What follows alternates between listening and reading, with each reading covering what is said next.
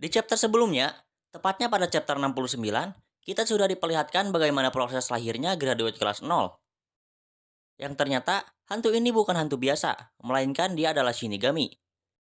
Beberapa dari kalian mungkin penasaran dengan lanjutan ceritanya, dan mungkin penasaran dengan kemampuan graduate kelas 0 juga. Tanpa berlama-lama lagi, mari kita bahas Dark Gathering chapter 70. Sekaligus kita bakalan membahas kemampuan graduate kelas 0 selengkap mungkin di video ini. Oh iya, chapter 70 juga menyambung dari chapter 69 kemarin. Jadi jika kalian penasaran dengan chapter sebelumnya, kalian bisa tonton video ini. Linknya Anda simpan di deskripsi. Atau kalian bisa cek di playlist yang Anda buat di channel ini. Oke, ini dia pembahasannya.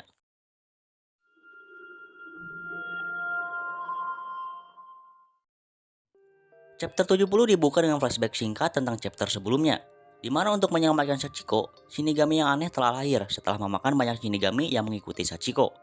Dan Yayoi berniat untuk menangkapnya, untuk antisipasi jika waktunya sudah tiba di masa mendatang untuk memburu Kubo. Kemudian Shinigami itu keluar dari kata Shiro dan menunjukkan wujudnya setelah berevolusi. Untuk wujudnya sendiri, bisa kalian lihat sendiri seberapa mengerikan Shinigami ini.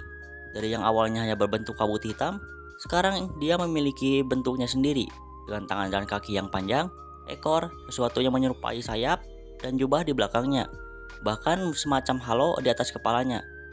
Dan tentu saja yang paling menyeramkan adalah kepalanya yang merupakan tengkorak dengan mulut terbuka dan wajah stabil. Wujudnya jika dibandingkan dengan wujud sebelumnya, ini benar-benar berubah drastis.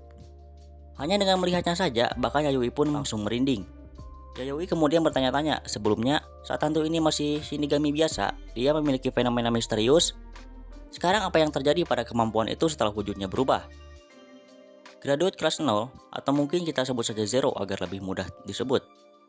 Zero kemudian hanya menatap Yayoi untuk beberapa saat, sampai dia memutar wajahnya.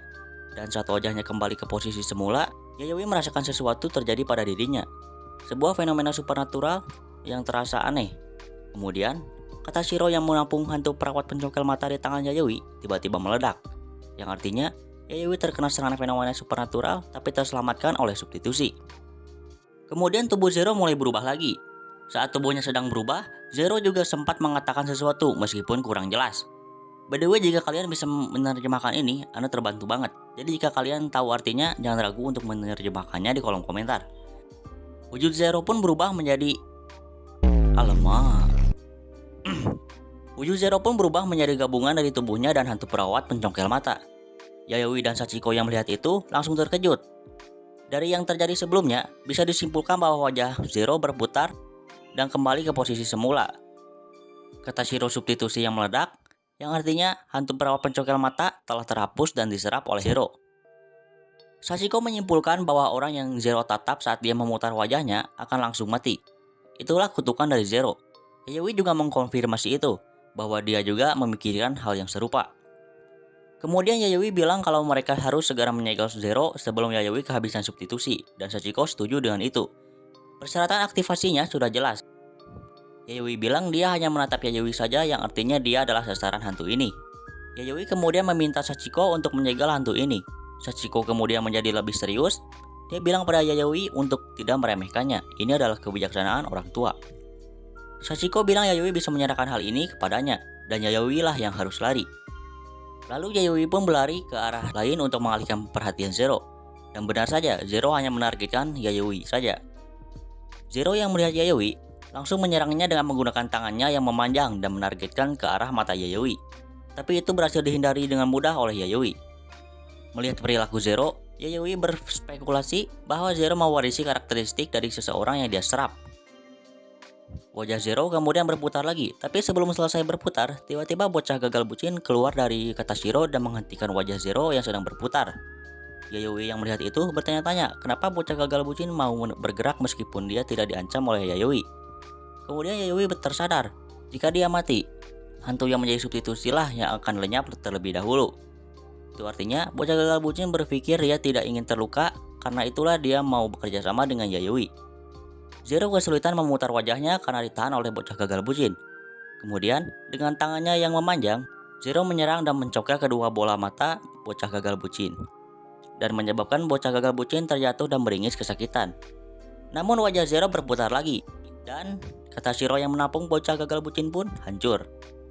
Bocah gagal bucin juga langsung hancur dan diserap di tempat. Kemudian wujud Zero berubah lagi setelah menyerap bocah gagal bucin. Setelah melihat-lihat Zero, Sachiko menyimpulkan bahwa Zero itu kompleks. Tali perak itu masih terhubung dengan Katashiro yang menampungnya. Seperti pengalaman keluar dari tubuh. Saat sebuah kutukan memaksa jiwa berpisah dengan tubuh makhluk hidup, tali yang menghubungkan tubuh dan jiwa itu disebut tali perak atau silver cord. Dan ternyata, hantu yang diletakkan dalam Katashiro juga memiliki kondisi yang serupa. Yang berarti, metode untuk mengembalikan jiwa ke tubuh akan bisa mengembalikan Zero ke Katashiro. Seseorang bisa kembali dari pengalaman keluar dari tubuh dengan kemauannya sendiri atau dengan mengejutkan tubuhnya, dan jiwanya akan kembali ke tubuh seperti terbangun dari tidur.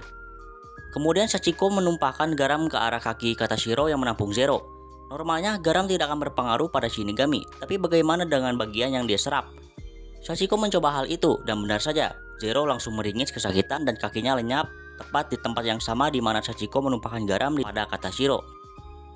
Mengingat sebelumnya, Yayoi memberikan tali suci pada Sachiko akan terus melanjutkan ini. Zero yang meskipun sudah melumpuh karena kakinya lenyap, dia masih menatap Yayoi dan kemudian memutar wajahnya lagi. Dan substitusi Yayoi yang terakhir, hancur. Hantu pria tua yang di dalam Katashiro itu kemudian diserap dan wujud Zero berubah lagi, yang di saat bersamaan juga menyembuhkan lukanya sebelumnya. Kemudian Zero tiba-tiba bergerak dengan cepat dan melompat ke arah Yayoi. Dia juga menahan wajah Yayoi dengan tangannya untuk membuat Yayoi tetap menatapnya. Wajah Zero kemudian mulai berputar lagi. Di momen ini, Yayoi sudah kehabisan substitusi. Jadi jika dia terkena fenomena supernatural Zero lagi, maka kali ini Yayoi lah yang akan lenyap. Sachiko yang melihat itu kemudian mulai lebih buru-buru dan memasukkan Katashiro yang menampung Zero ke dalam sebuah wadah plastik yang dia gunakan untuk menyimpan garamnya. Zero pun terkejut dengan hal itu karena tubuhnya lagi-lagi lenyap dan membuat perputaran wajahnya jadi melambat karena dia sedang kesakitan. Tapi itu tidak menghentikan Zero, wajahnya masih tetap berusaha berputar. Sachiko yang melihat itu kemudian panik dan langsung mengikat wadah plastik itu dengan tali suci sekencang mungkin, dan lalu melemparnya dan memukulnya ke lantai.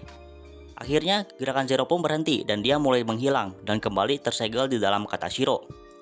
Dan akhirnya Sachiko dan Yayoi bisa menghela nafas lega setelah berhasil menyegel Zero. Tapi bahkan setelah tersegel kembali, Zero masih mencoba untuk keluar dan kemungkinan segelnya juga akan bocor. Melihat hal itu, Yayoi dan Sachiko panik dan mereka bergegas keluar dari ruangan ini. Untuk saat ini, mereka berhasil melakukan apa yang bisa mereka lakukan pada Zero. Lalu Yayoi menutup pintunya, dan Sachiko menahan pintunya. Yayoi kemudian pergi untuk mencari sesuatu yang bisa menghalangi pintu ruangan itu. Karena kemungkinan besar segel Zero memang akan bocor dan mereka harus mengisolasinya secara fisik di ruangan ini. Singkat cerita, dengan menggunakan barang-barang berat yang ada, mereka menghalangi pintu ruangan itu. Kemudian Yayoi dan Sachiko naik dan keluar juga. Yayoi kemudian memasang tanda dilarang masuk di depan pintu. Melihat hal itu, Sachiko juga terkejut Yayoi bisa menemukan tanda seperti itu. Yayoi bilang semuanya ada di bangsal tua ini. Kemudian Yayoi mengatakan dia akan mengumpulkan kekuatan tempurnya dan kembali untuk menaklukkan Zero di kemudian hari. Dan Yayoi juga mendapat informasi yang sangat berharga. Jika hantu menjadi lebih kuat, mereka tidak bisa disegel dengan cara biasa. Kemudian Yayoi dan Sachiko kembali ke bangunan utama di rumah sakit. Sachiko membeli minuman dari mesin penjual otomatis untuk dirinya dan Yayoi. Sachiko kemudian memberikan satu kaleng minuman kepada Yayoi. Sachiko bilang Yayoi adalah anak yang gila. Tapi berkat itu, semua Shinigami yang mengikutinya sekarang lenyap. Dia terselamatkan. Karena itulah Sachiko sangat berterima kasih kepada Yayoi. Dengan semua pengalaman yang dia alami selama ini, Yayoi menjadi mengetahui banyak hal tentang hantu. Seperti dengan kanibalisme itu bisa membuat mereka menjadi lebih kuat dan bahkan berevolusi. Lalu jika banyak hantu disegel dalam Katashiro meskipun diserang oleh hantu lain, karena hantu yang di dalam Katashiro menjadi substitusi, mereka akan mengambil tindakan untuk melindungi mereka sendiri. Yayoi bisa menggunakan banyak hantu yang disegel di dalam Katashiro sebagai metode saling mengawasi dan bisa saling mencegah mereka saling menyerang. Kemudian Yayoi berpikir untuk membuat ruangan khusus Katashiro. Jika dibiarkan, mereka akan menghilang dan mau tak mau akan melakukan kanibalisme sehingga bisa berfungsi ganda sebagai area battle royale. Yayoi berpikir untuk terus mengisi ruangan itu dengan hantu yang dia tangkap untuk membuat tombak terkuat sembari melindungi dirinya.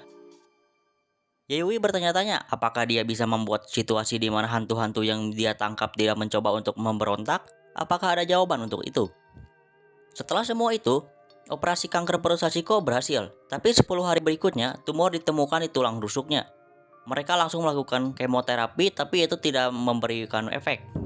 Dari menghabisi Shinigami dan juga kankernya, Yayoi mulai mengerti menghabisi Shinigami bukan berarti akan bisa hidup lebih panjang. Kondisi Sachiko melaju dengan luas dan cepat, dan tidak ada yang bisa mereka lakukan pada hal itu. Karena itulah Sachiko memutuskan untuk menjalani perawatan paliatif dan menghabiskan hari terakhirnya di rumah sakit. Sachiko bilang dia tidak punya saudara, karena itulah Yayoi memutuskan untuk menghabiskan waktu bersamanya. Sachiko bilang kepada Yayoi bahwa Yayoi akan mengalami banyak kesulitan di dalam hidupnya karena bisa melihat hantu, seperti dirinya. Karena itulah Sachiko memberitahu banyak hal kepada Yayoi, seperti jalan hantu, kotodama, kodoku, pengalaman keluar dari tubuh, kebanyakan pengetahuan yang menghubungkannya dengan saat ini. Beberapa hal yang Yayoi sadari saat menyegel Shinigami. Dan setelah semua waktu yang mereka habiskan bersama, pada akhirnya Sachiko menjadi sangat lemah dan hanya bisa berbaring di tempat tidur. Sachiko berpikir dia akan hidup dan mati sendirian, sebagai seorang yang memiliki konstitusi spiritual dan yang memiliki kepribadian yang menyimpang. Dan kemudian menyadari bahwa dia tak sendirian. Pada akhirnya Sachiko bersyukur dan senang karena bisa bertemu orang seperti Yayoi. Sachiko bilang ini adalah sebuah keberuntungan baginya. Kemudian Sachiko mengatakan pada Yayoi untuk berbahagia. Kemudian Yayoi hanya bisa terdiam. Seisi ruangan juga menjadi hening. Sachiko meninggalkan banyak hal yang bisa diteruskan kepada Yayoi. Seminggu kemudian, masa rehabilitasi Yayoi sudah selesai dan dia sudah boleh pulang. Dan Yayoi dijemput oleh keluarga Eiko. Ayah Eiko kemudian bilang pada Yayoi bahwa mulai hari ini dia akan dirawat oleh keluarga mereka. Kemudian mereka pun pergi dari rumah sakit. Di dalam mobil, Yayoi bertanya pada ayah Eiko tentang bagaimana dengan rumah yang akan dia tinggali. Ayah Eiko kemudian menjawab rumah lamanya sedang diistirahatkan. Yayoi berterima kasih kepada mereka untuk kekhawatiran mereka dan bertanya secara realistis, apa ada orang lain yang akan tinggal di sana? Ayah Eiko mengkonfirmasi itu sekiranya dalam waktu dekat ini. Kemudian Yayoi bertanya, apakah orang tuanya memiliki makam? Ayah Yayoi bilang mereka punya. Yayoi kemudian meminta mereka untuk membawanya ke sana. Meskipun ayah dan ibu Eiko terlihat ragu untuk melakukan itu. Mereka bilang Yayoi gadis yang cerdik. Mereka yakin Yayoi akan datang untuk memahami berbagai keadaan. Singkat cerita, mereka sampai di tempat pemakaman. Mereka membawa Yayoi ke makam orang tuanya. Ini sudah lebih dari 49 hari sejak insiden kecelakaannya. Yayoi tidak berpikir dia bisa bertemu ayahnya lagi. Tapi kemudian Yayoi terkejut. Ayah Yayoi masih berada di sana. Yayoi kemudian melihat sekelilingnya untuk mencari ibunya, tapi ibunya tidak ada. Yang mengkonfirmasi apa yang dilihat sebelumnya itu memang nyata. Momen saat jiwa ibunya diambil oleh Kubo. Yayoi tidak tahu kenapa ayahnya masih belum pergi meskipun sudah lebih dari 49 hari. Tapi Yayoi senang bisa melihat ayahnya lagi. Ayah Yayoi kemudian berusaha untuk memeluk Yayoi. Tapi tidak bisa, karena sejatinya dia adalah roh saat ini. Yayoi kemudian teringat dengan masa lalunya, momen saat ayah Yayoi memeluknya saat pulang, sambil menggesek-gesekkan brewoknya pada pipi Yayoi. Tapi sekarang, itu tidak terasa sakit. Yayoi tidak bisa merasakan hal itu lagi. Yayoi pun pada akhirnya tidak bisa menahan air matanya lagi.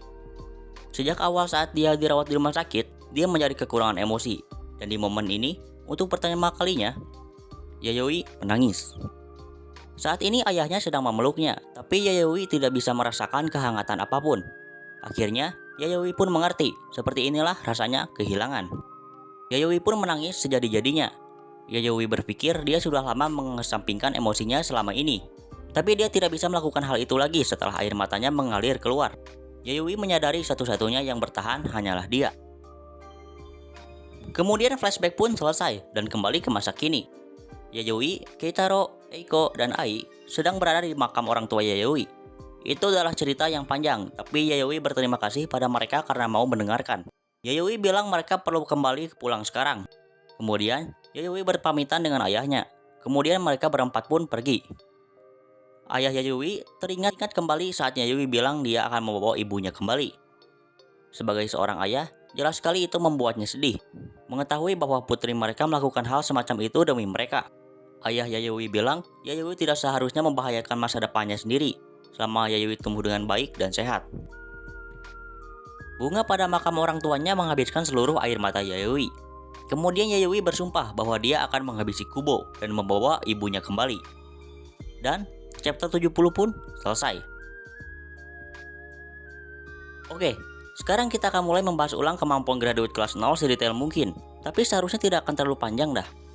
Seperti di awal chapter tadi, kemampuan utama Zero adalah dia bisa menyerap siapapun yang dia lihat saat wajahnya berputar dan kemudian wajahnya kembali ke posisi semula. Siapapun yang dia lihat saat memutar wajahnya, mereka akan diserap oleh Zero, kemudian tubuh Zero juga akan berubah menjadi seperti orang yang dia serap. Dan kemungkinan Zero juga mewarisi kepribadian orang yang dia serap, contohnya seperti saat dia menyerap hantu perawat pencokel mata. Kepribadiannya jadi berubah. Dia jadi mengincar mata targetnya seperti yang akan dilakukan oleh hantu perawat pencokel mata. Lalu kemungkinan selain mewarisi kepribadiannya, mungkin Zero juga mewarisi kemampuan dari orang yang dia serap juga. Hanya saja orang yang dia serap saat ini tidak memiliki kemampuan khusus, jadi tidak terlalu terlihat juga.